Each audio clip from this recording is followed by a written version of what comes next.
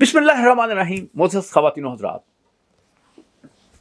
Indian तारीख़दान, मुसलमान तारीख़दान इस बात पे इत्तफ़ाक़ करते हैं कि नेहरू जो है वो पार्टीशन नहीं चाहता था। तो फिर 3 जून को जब वो टेबल पे बैठा तो उसने क्यों इस पे इत्तफ़ाक़ किया, और 15 जून को जब वो कांग्रेस के पास गया तो उसने क्यों पार्टीशन की जो है वो हमायत की। ये एक सवाल पैदा होता है ना, मुमकिन है आपके पास भी इसका जवाब हो। मैंने जो तारीख़ की किताबों से इसका जवाब तलाश किया है वो बड़े एक अजीब व गरीब हक़ाइक़ जो हैं वो सामने आए हैं। पहली बात तो ये है कि नेहरू जो है वो अबूरी वज़ीर आज़म रहे थे। उन्हें वज़ीर आज़म का जो चस्का, मैं जो क़यास कर रहा हूँ, फैक्ट्स पे बात कर रहा हूँ, भी पड़ता है। जब जो बंदा प्राइम मिनिस्टर बन जाता है, जो लोग प्राइम मिनिस्टर बने हैं, जो लोग आप उनके करीब आप जानते हैं, उन्हें प्राइम मिनिस्टर बनने का मामला होता है, तो एक तो वो प्राइम मिनिस्टर बनना चाहते थे इंडिया के।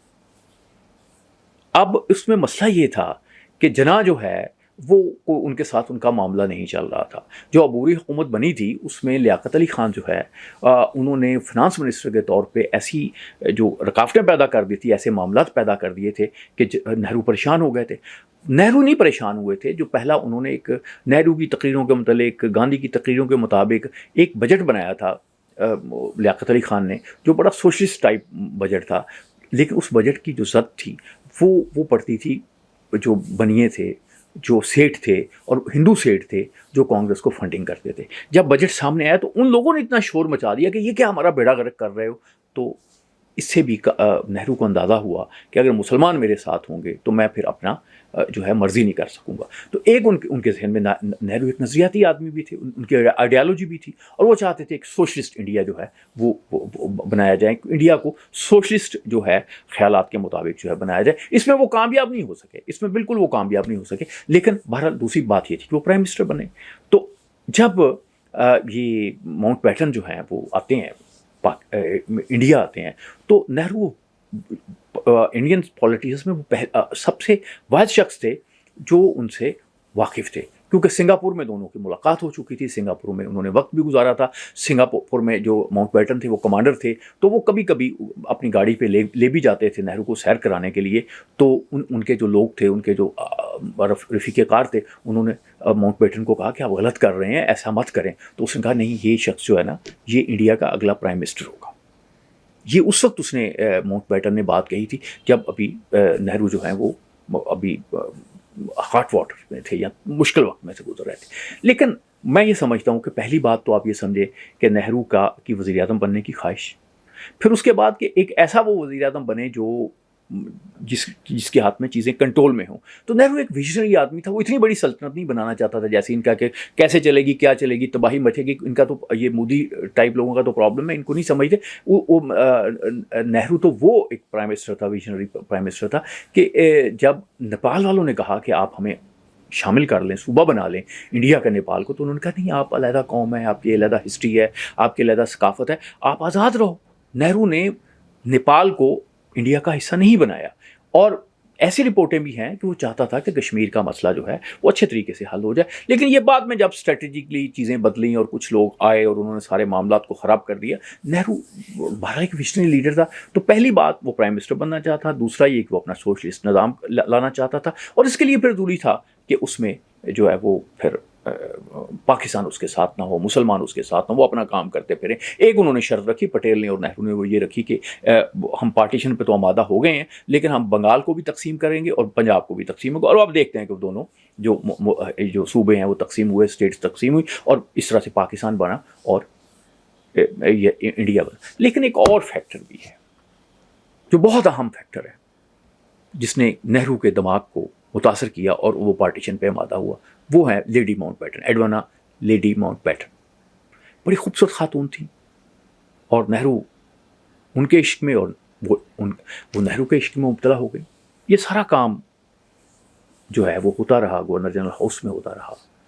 और फिर कुछ उस ज़माने में खतूत भी आए, जो अगर आपने वो जना फिल्म देखी होगी तो उसमें आया कि वो लियाकत अली ख़ान एक मंजर में कहते हैं कि हमें कुछ खतूत मिले हैं लेडी माउंटबेटन के, तो हम वो अगर दें तो बड़ी एक होगा। तो उसको जना ने कहा नहीं, ऐसा नहीं हम करेंगे, ऐसी हम घटिया कोई हरकत नहीं करेंगे।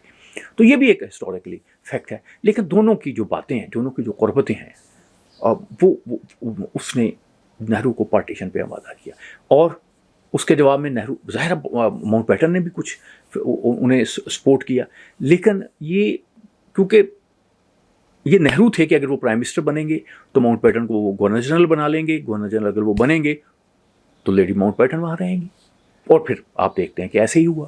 پھر ان کے عشقی قصے جو ہیں، کہانیاں جو ہیں، وہ اخباروں میں اور دوسری جگہوں پہ آتے رہے۔ نہرو بڑے شاندار آدمی تھے، بڑے وجیح آدمی تھے، خواتین میں بہت پاپولر تھے، اور پھر حتیٰ کہ یہ عشق جو ہے یہ یہاں تک چلا کہ جب ماؤنٹ بیٹن سب کانٹیننٹ سے رخصت ہو گئے، اور تب بھی نہرو وزیر اعظم تھے، اور جب وہ پرائم منسٹر کے طور پہ برطانیہ میں جاتے تھے تو وہ چپکے سے چھپ کے لیڈی ماؤنٹ بیٹن سے ملنے چلے جاتے تھے، اور ایک دفعہ ایسے بھی ہوا کہ کچھ برطانیہ کے اخباروں نے ان کی فوٹوگرافس بنا لی، اور وہ فوٹوگرافس جو ہیں وہ اخباروں میں چلی گئیں۔ تو یہ رودات جو ہے وہ اپنی خوشونت سنگھ نے اپنا آٹو بایوگرافی میں لکھی ہے کہ ان کی ڈیوٹی لگی کہ وہ جو پبلسٹی ہو رہی ہے کہ وہ لیڈی ماؤنٹ بیٹن کو ملنے چلے گئے ہیں، تو یہ تصویریں نہ چھپیں۔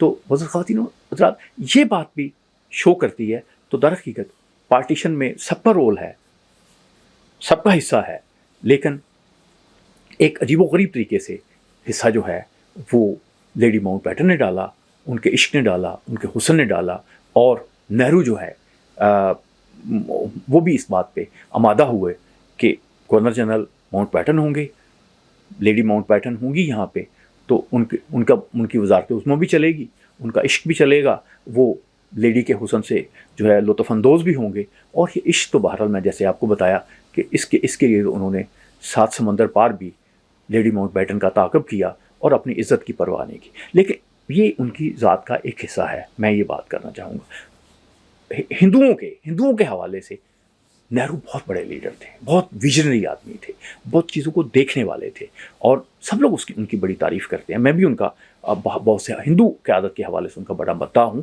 انہوں نے پاکستان کے، ظاہر ہے وہ پاکستان کے مسلمانوں کے لیڈر تو نہیں تھے، لیکن وہ ہندوؤں کے بڑے عظیم لیڈر تھے، اور وہ دنیا کے ایسے لیڈروں میں ہے کہ اگر آپ دنیا کے لیڈروں کی فہرست بنائیں گے تو آپ کو نہرو کو اس میں شامل کرنا پڑے گا۔ اللہ آپ کا حامی ناصر۔